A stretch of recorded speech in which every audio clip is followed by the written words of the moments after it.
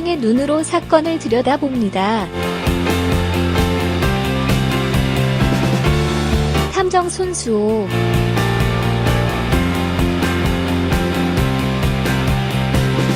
관심을 모으고 있는 사건을 보다 자세히 들여다보는 시간이죠.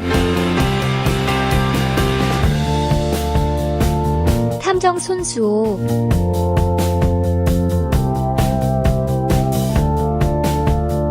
오늘도 손수호 변호사 나오셨습니다. 어서 오십시오.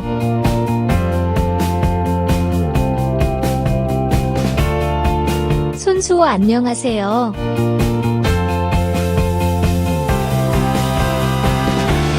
김현정 평창 동계올림픽 내일입니다. 개막식.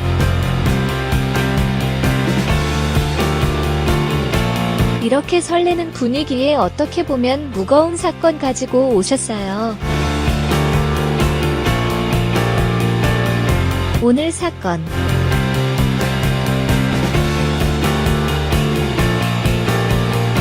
손수호 이틀 전이었죠.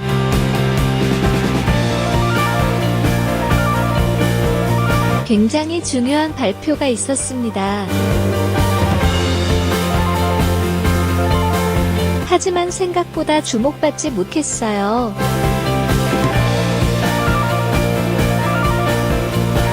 법무부 검찰과거사위원회가 1차 사전조사 대상 사건 12건을 선정하고 사전조사를 권고했습니다. 김현정 그렇죠.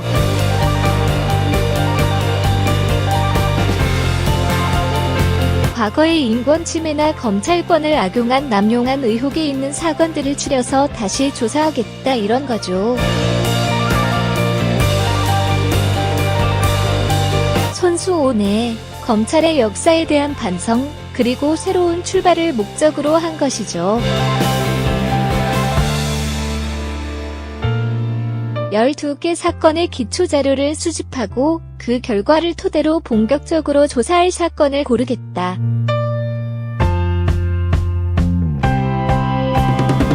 그리고 제대로 진상을 규명하겠다는 겁니다.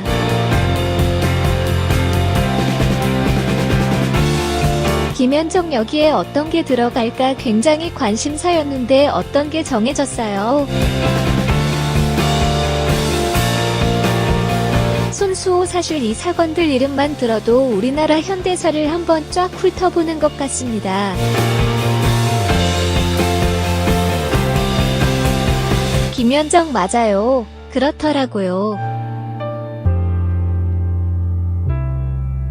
손수호 우선 인권침해와 검찰권 남용 관련 사건이 3가지인데요. 김근태 고문 사건, 박종철 고문치사 사건. 또 저희 코너에서도 한번 다뤘죠. 형제복지원 사건.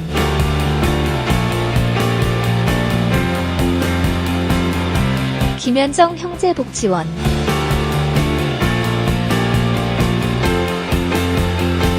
손수호 또 법원 판결로 무죄가 확정됐는데 그 과정에서 검찰권 남용 의혹이 있었던 사건들. 강기훈 유서대필 사건, PD 수첩 사건, 그리고 삼례나라 슈퍼 사건과 약초노거리 사건입니다. 그뿐만이 아니고요.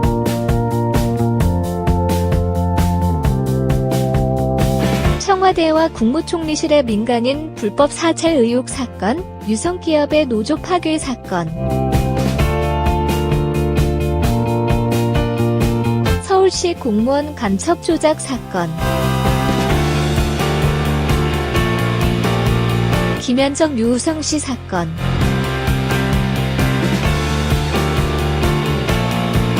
손수호 그렇습니다.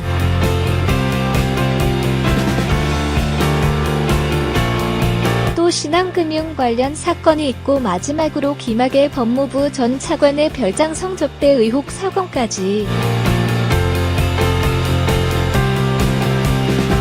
총 11건입니다.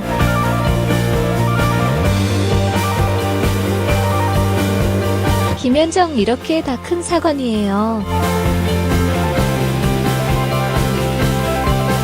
그리고 결과가 어떻게 나올지 정말 궁금한 사건들인데 오늘 이 중에서 우리가 조금 더 깊이 들여다볼 사건 2가지를 꼽아오셨다고요? 손수호 그렇습니다.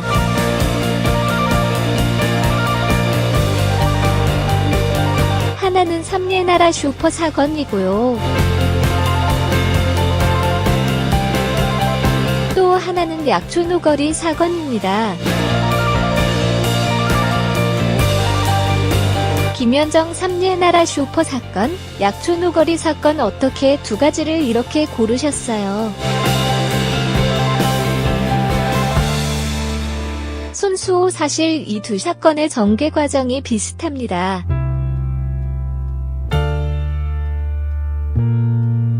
또 생각하고 정리해야 할 내용도 굉장히 유사해요. 이 2 사건을 묶어서 살펴보면서 도대체 어떻게 이런 일이 반복됐는지 따져보고 싶습니다. 김현정 하나하나 따져보죠. 어떤 거부터 볼까요?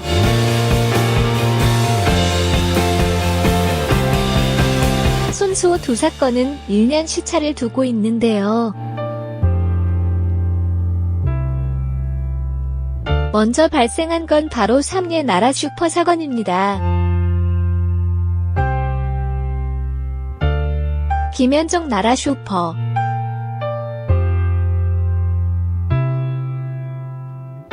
손수호 1999년이었습니다.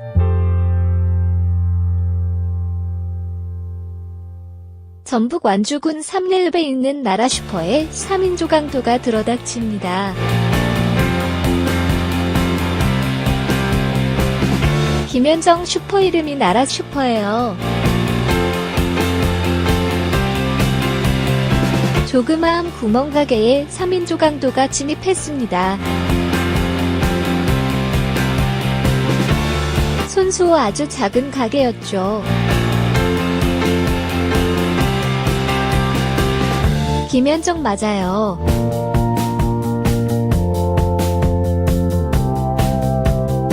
손수호 잠자고 있던 부부와 70대 할머니 총 3명을 테이프로 묶어놓고 금품을 가져갔는데 이때 할머니의 코와 입을 함께 막는 바람에 할머니가 질식사하고 말았습니다. 경찰은 9일 만에 범인을 잡았다고 발표했습니다. 그런데 놀랍게도 한 동네에 살던 지적장애를 가진 소년들이었습니다. 재판 결과 유죄 판결을 받았고 확정됐어요. 징역 3년부터 6년까지 형을 선고받아 복역했습니다.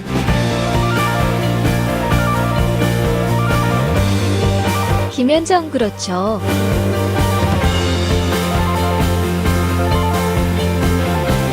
그런데 진범이 따로 있었던 거잖아요. 손수호 사실 처음부터 좀 이상했습니다.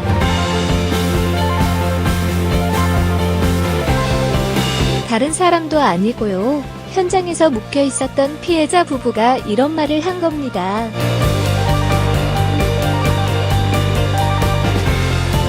범인들의 말투를 내가 기억한다.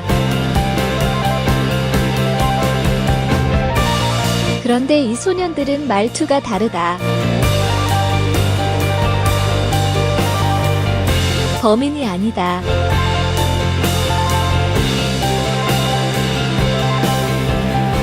라고 주장했습니다.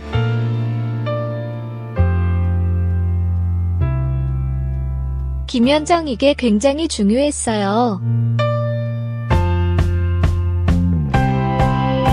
현장에 있던 사람들이 쟤네들 아니에요? 말투가 달라요라고 했는데 묵살당한 거예요. 손수호 그렇습니다.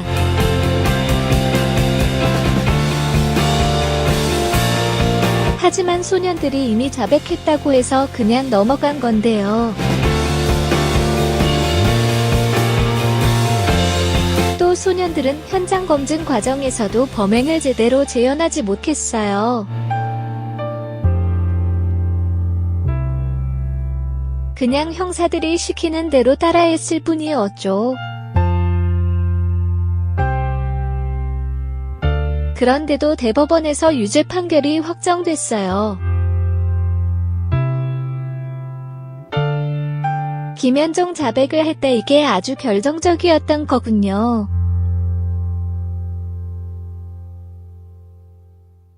손수호 그렇습니다.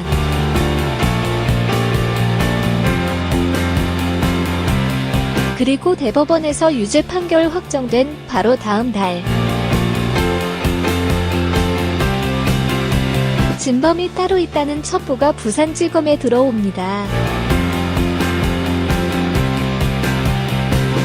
김현정 진범의 첩보가 들어와요.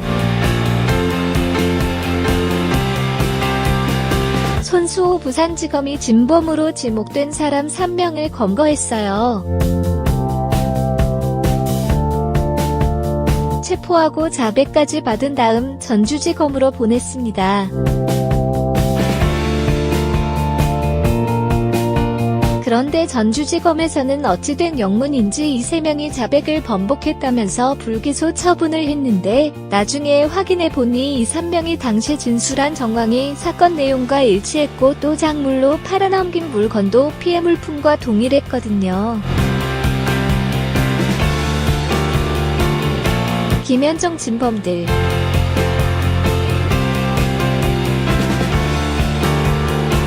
알고 보니 진범들인 거잖아요. 손수호 그런데 무슨 이유에서인지 다 묵살됐고 결국 누명을 쓴 지적장애 소년들은 형을 다 마친 다음에야 출소할 수 있었죠. 김현정 참 이해가 안 되는 일이네요. 이 사건은 이대로 끝난 게 아니었죠.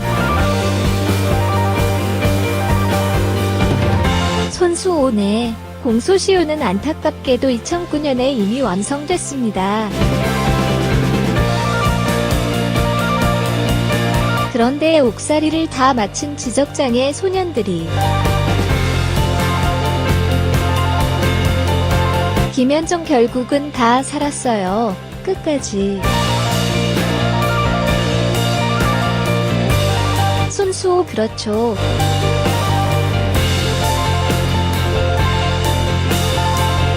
(2015년에) 경찰의 강압 수사 때문에 허위 자백을 했다면서 재심을 청구했고, 그뿐만 아니라 경남에서는 이모 씨가 나를 포함한 3명이 이 사건의 진범이라고 실토합니다. 김현정 맞아요.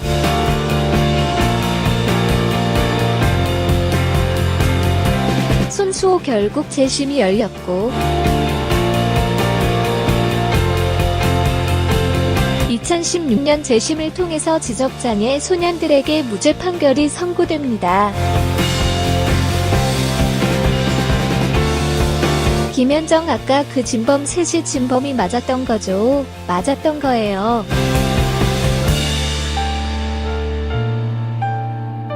손수호 그렇죠.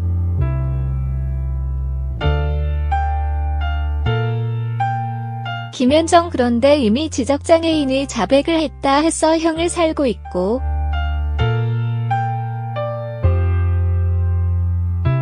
그 상황에서 진범이 나왔다고 하면 일이 꼬이잖아요. 수사한 사람들은 뭐가 되고 재판한 사람들은 그러니까 덮고 넘어간 거예요.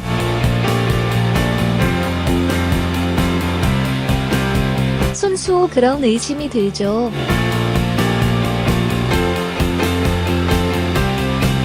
이제 검찰 과거사위원회에서 그걸 밝혀내야 합니다. 억울한 옥살이를 한 지적장애 소년들은 현재 국가를 상대로 한 손해배상 소송을 진행하고 있습니다.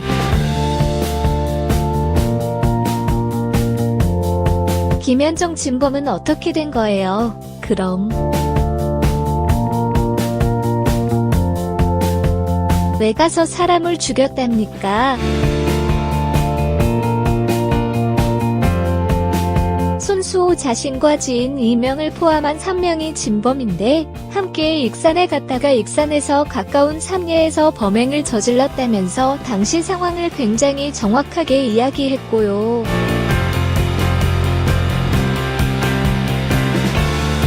또 전주지검에서 수사받을 때 다 사실대로 실토했다고도 말했습니다. 김현정 자백을 했다.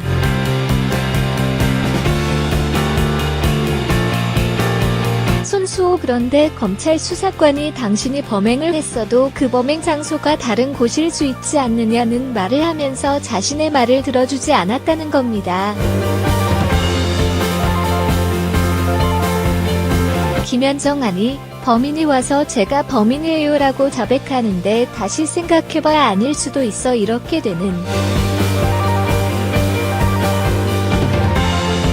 손수호 수사를 잘못하고 억울한 사람한테 유죄 판결이 선고되도록 했다는 책임이 자신에게 돌아올 것을 우려해서 이렇게 진범을 숨겨준 것이 아니었나 생각되는데요.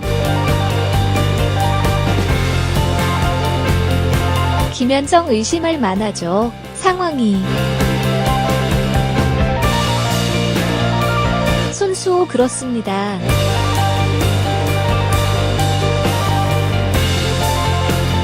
진범은 그 당시 나이도 어렸고 또 죄값을 치르지 않을 수 있겠다는 생각에 그냥 넘어갔는데 그때 제대로 처벌받지 못한 마음의 짐이 너무나 컸다고 털어놓았습니다. 김현정 이게 바로 여러분 삼례 나라 슈퍼 사건입니다. 나라. 그럼 약촌 오거리 사건은 어떻게 되는 거예요? 손수호 2000년이었습니다.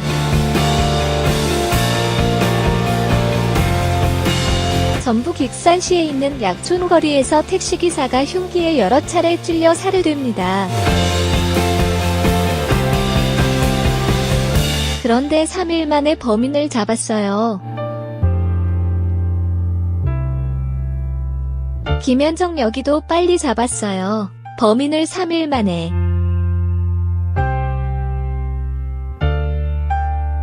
손수호 인근 다방에서 오토바이로 배달 일하던 16살 최모군을 범인이라고 지목하고 검거했는데요. 원래 이 최모군은 범행 현장에서 범인이 도망가는 걸 목격했다라고 신고했던 사람입니다. 김현정 처음에는 목격자이자 신고자였어요. 손수호 그런데 갑자기 목격자에서 범인으로 바뀐 거죠. 1심에서 징역 15년형을 선고받았습니다. 항소심에서 10년형으로 감형되었고 상고를 포기해서 결국 징역 10년형이 확정됐습니다.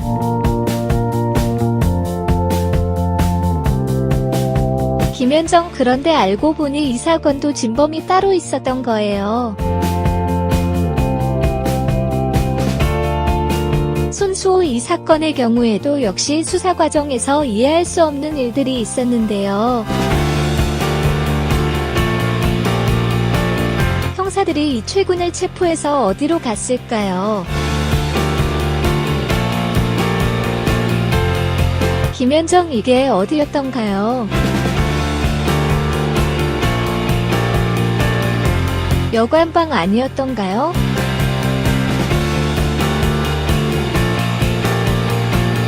손수호 맞습니다.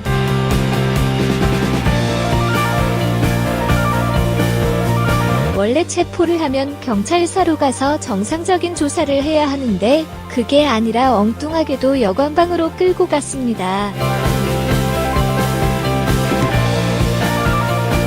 그리고 가둬놓고 때렸습니다.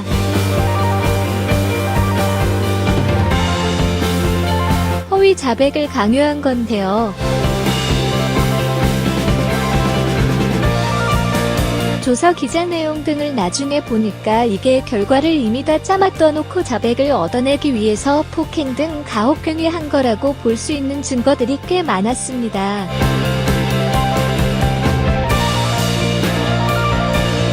김현정 어떤 것들이요?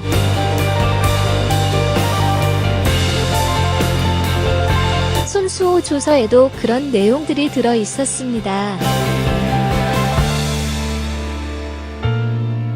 앞뒤가 안 맞는 내용들이 있었던 거죠. 그리고 또 경찰이 확보했다고 주장한 범행 도구와 최군의 옷에서 사망한 택시기사의 혈흔이 전혀 나오지 않았어요.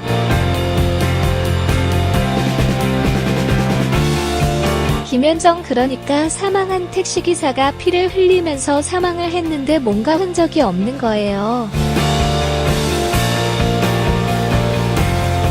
손수호 옷에서도 안 나왔고 또 범행 도구라고 제시된 것에도 없었고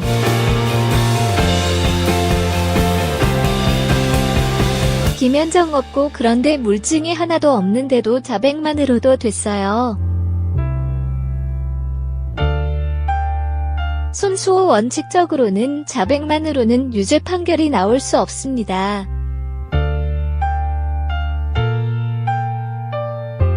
하지만 자백이 있으면 자백을 보강해주는 보강 증거만 있으면 되는데 이 보강 증거는 상당히 넓게 인정됩니다. 증거 능력과 증명력 인정이 수월한 거죠.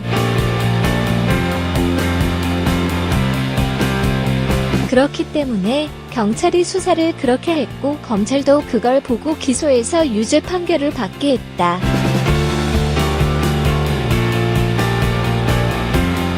이건 문제 있는 거죠.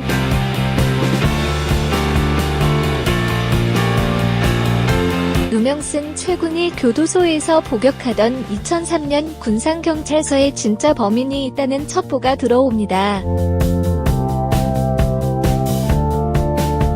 김현정 여기도 첩보가 입수됐군요. 손수호 비슷하죠.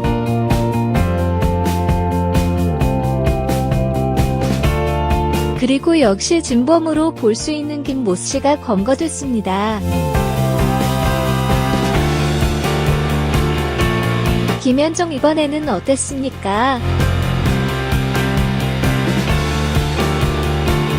손수호 이번에도 자백했어요. 그뿐만 아니고요.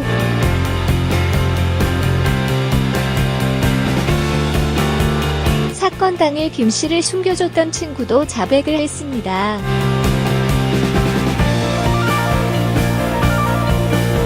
김현정 그래요?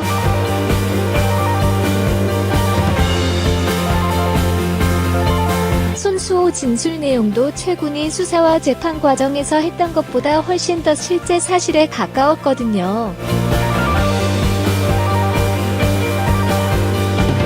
김현정 그러면 바로 구속하고 진범 밝혀내야 하는 거잖아요.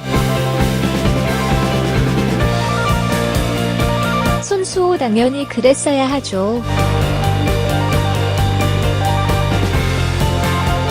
그런데 이 결과 역시 똑같습니다. 검찰이 김씨에 대한 적극적인 조치를 취하지 않았고 그 사이 김씨가 자백을 번복합니다. 김현정 이번에도 다시 생각해봐. 당신 범인 아닐 수도 있어.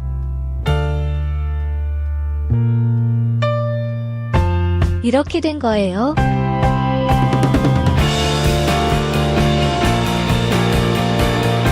손수호 그걸 과거사위원회가 조사해야겠죠.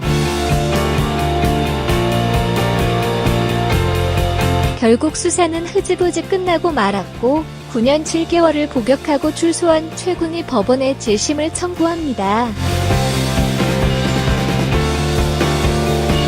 그 결과도 비슷합니다.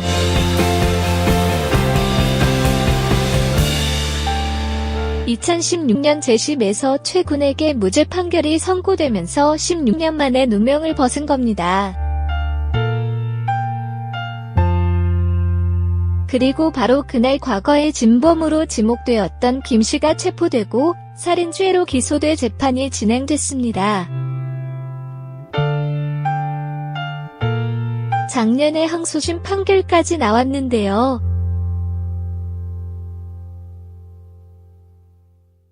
현재 징역 15년형이 선고돼 있는 상태입니다.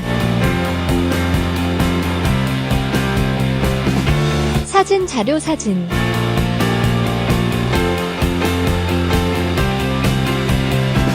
김현정 기가 막힌 사건이에요. 그리고 그렇게 오래되지도 않았어요. 더 기가 막힌 건 왜 억울한 사람들을 범인으로 지목하고 밀어붙였는지 이해할 수 없는 이 사건들. 이 사건들을 통해서 손수호 탐정이 얘기하고 싶은 건 뭡니까? 손수호 약자인 게 죄였습니다. 김현정 첫 번째, 약자인 게 죄였다. 손수호 억울하게 누명 쓴 사람들의 죄는 사실 약자라는 것 하나밖에 없습니다.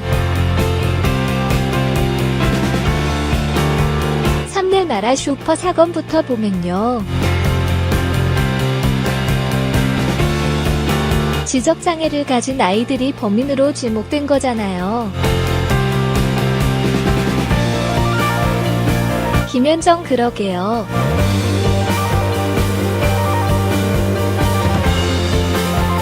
손수호 제대로 저항할 능력이 없었어요.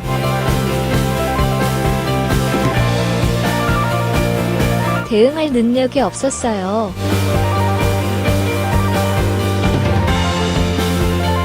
심지어 그중 하나이는 엄마 역시 장애를 갖고 있었는데 엄마가 현실이 너무 괴로운 나머지 스스로 목숨을 끊기로 하고 종이에 약 이름을 써서 아이에게 사오라고 심부름을 시킵니다. 김현정 목숨 끊을 약을 이거 사오라고 심부름 시켰어요. 손수호네.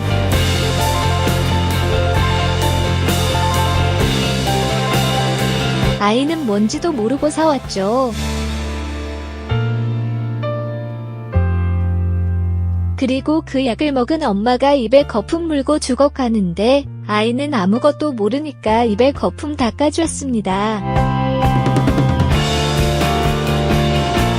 그리고 엄마가 아이를 꼭 껴안은 상태에서 숨을 거두었습니다. 그런데 그게 끝이 아니고요.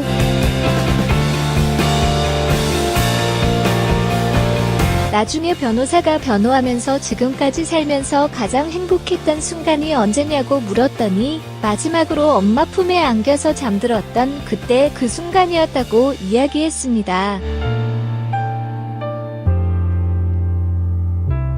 이런 아이들을 강도, 살인으로 몰아간 겁니다.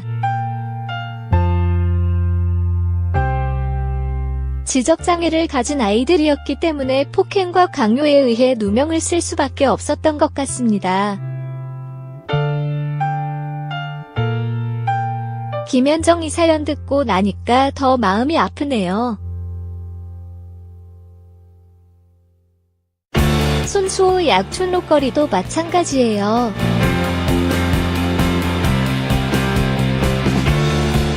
당시 학교도 안 다녔고 다방에서 일하던 16살 소년이었습니다.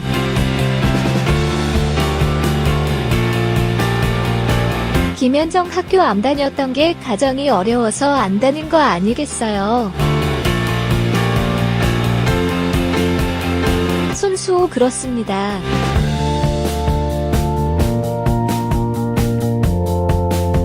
여러 요건들이 다 있었던 거죠.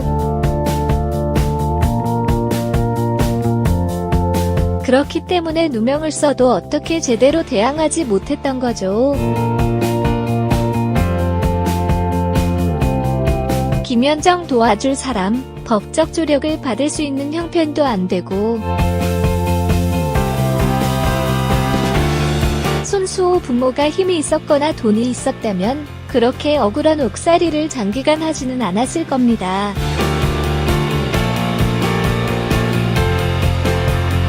김현정 맞네요.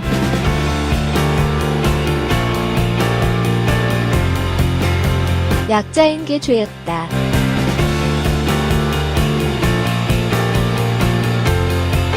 첫 번째 포인트.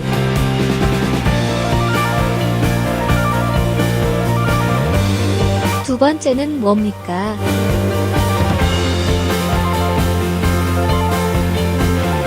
손수호 그래도 약자를 도와준 사람들이 있었습니다. 김현정 도와준 사람들 누구입니까? 손수호 일단 이 두 사건에서 정말 어렵게도 재심까지 가서 무죄 판결을 받았잖아요. 김현정 박준영 변호사.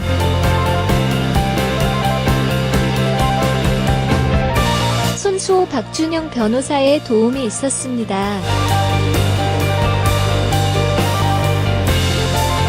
사실 사무실 임대료, 직원 월급도 밀리는 어려운 상황에서 이렇게 큰일을 했죠.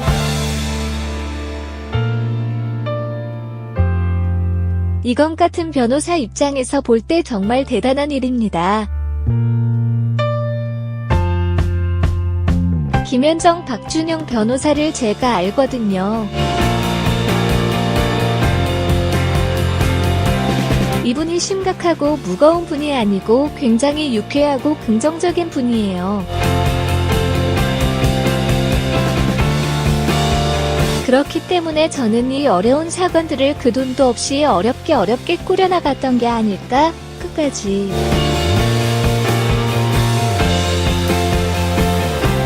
손수호 존경받아 마땅한 일을 한 겁니다.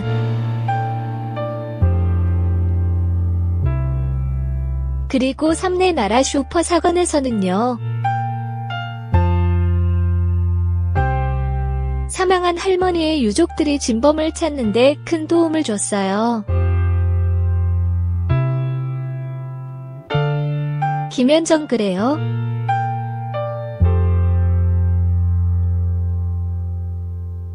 손수호 진범으로 지목된 소년들이 사실은 진범이 아니다. 범인으로 지목된 사람들이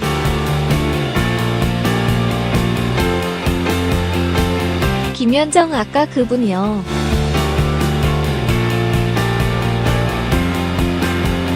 말투가 얘네들 아니에요 했던 그 가족들이에요. 손수호 유족들이 진범은 따로 있다면서 소년들에 대한 구명 활동을 했고요. 또 나중에는요.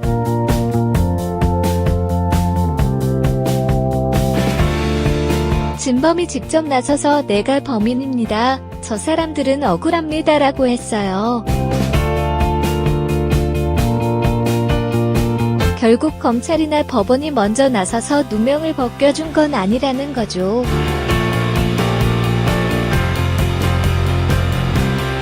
김현정 이게 참 담당했던 사람들은 창피해야 해요. 손수호 그렇습니다.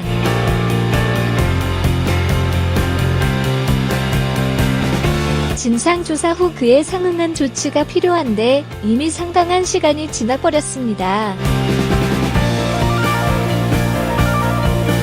그리고 약촌 오거리 사건도 마찬가지예요.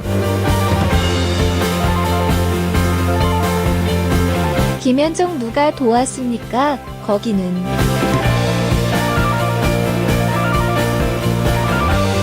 손수호 당시 황상만 전 형사반장이 중요한 역할을 했는데요. 사실 검찰에서도 끝났고 법원에서도 끝났는데 이걸 다시 손댄다는 게 쉬운 일은 아닙니다. 김현정 자기 동료들이 했던 사건인데 손수호 그렇습니다.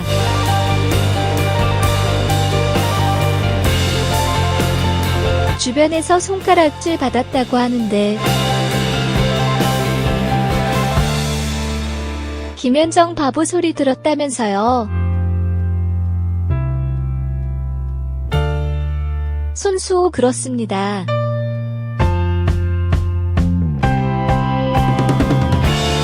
그래도 힘내서 수사를 계속했고요. 결국은 진범의 자백과 주변 사람들의 진술까지 확보했습니다. 하지만 그 과정에서 좌천당해 지구대에서 퇴직했고요. 그 과정에서 받은 스트레스로 인해 뇌경색까지 왔는데 당시에는 그 수사가 빛을 발하지 못했죠. 하지만 재심을 통해서 최군이 무죄 판결을 받고 또 진범을 다시 검거하고 처벌받도록 하는 데에는 황 전 반장이 그때 확보해 놓은 자료들이 큰 역할을 했습니다. 김현정 그랬겠네요.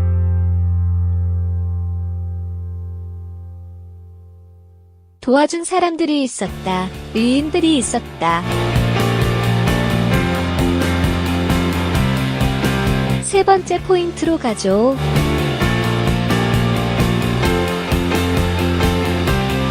손수호 끝까지 사과는 없었다. 김현정 정말 없었어요.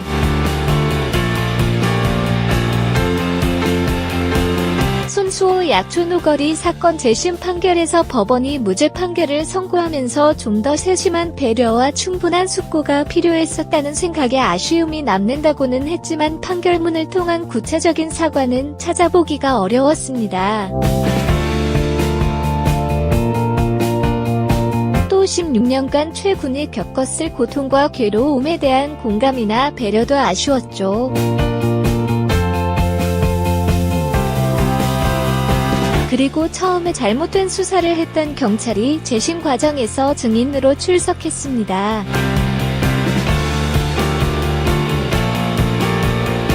안타깝게도 며칠 후에 스스로 목숨을 끊었어요. 굉장히 슬픈 일이고 안타까운 일인데 그렇게 세상을 떠날 때까지도 김현정 사과는 없었다.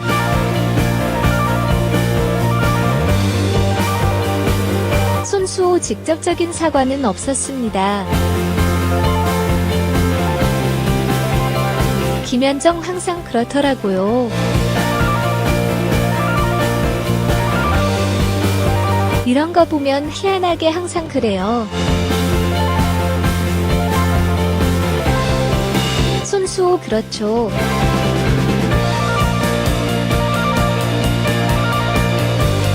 또 이 두 사건에서 누명을 썼던 피해자들은 재심을 청구하면서 이렇게 말했습니다. 큰 걸 바라는 게 아니다.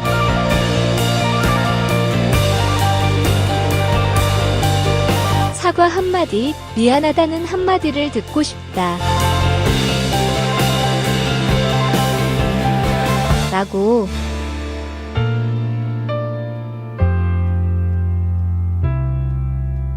김현정 진정성이 담긴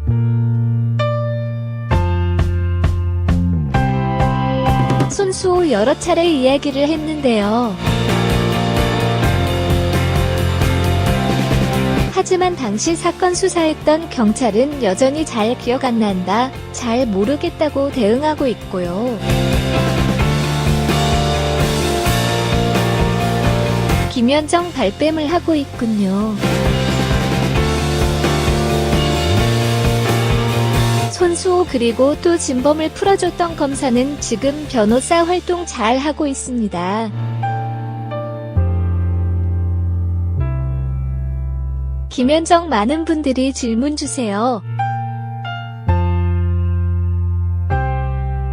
그때 담당했던 사람들은 지금 뭐 하느냐 질문 주시는데 잘 살고 있네요. 손수호 사과가 없는 것뿐만 아니라 이 사건에 대한 언급 자체를 피하고 있는데 글쎄요.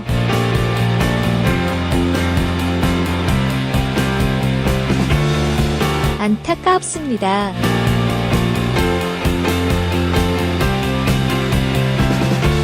김현정 이제 다시 조사를 한다니까 정말 정확하게 진상이 조사가 되고 뭔가 적절한 배상도 있고 이랬으면 좋겠습니다. 손수호 탐정의 오늘 한마디. 손수호 그래도 달라지고 있다. 김현정 달라지고는 있어요. 뭐가요?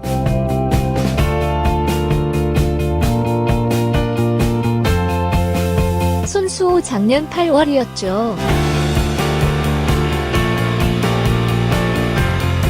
문무일 검찰총장이 검찰의 과거에 대해 국민들에게 사과했어요. 검찰총장으로서는 최초죠. 그때 언급했던 사건이 바로 오늘 다룬 약촌오거리 사건입니다. 그리고 또 삼리 나라 슈퍼 사건 판결 당시의 배석 판사. 재판부가 3명의 판사로 이루어지는데 재판장 옆에 있는 판사가 배석 판사입니다. 그중 한 명이 바로 민주당 박범계 의원입니다. 김현정 박범계 의원이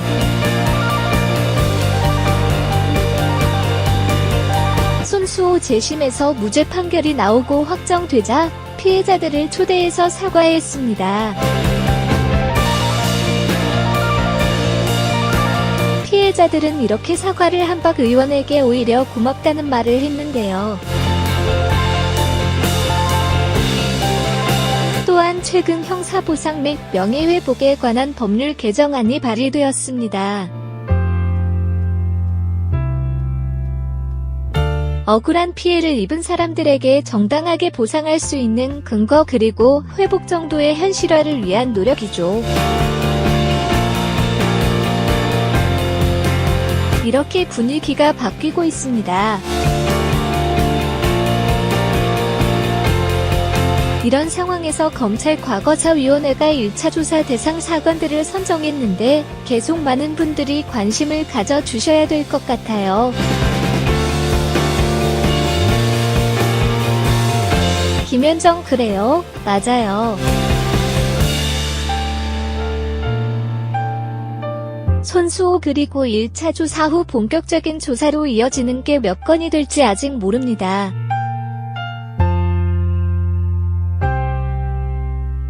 또 그 결과 어떤 성과가 나올지, 진상이 어떻게 드러날지 확인하려면 상당한 시간이 더 걸릴 겁니다. 김현정 바로 그 점입니다.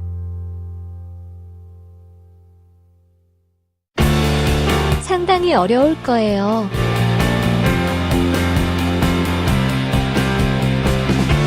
어려울 것이기 때문에 우리가 끝까지 인내심 잃지 않고 집중력 잃지 않고 따라가 주는 거 이거 중요하죠.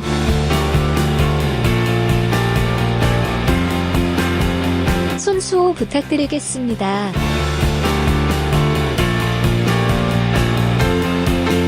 김현정 여기까지 오늘의 탐정.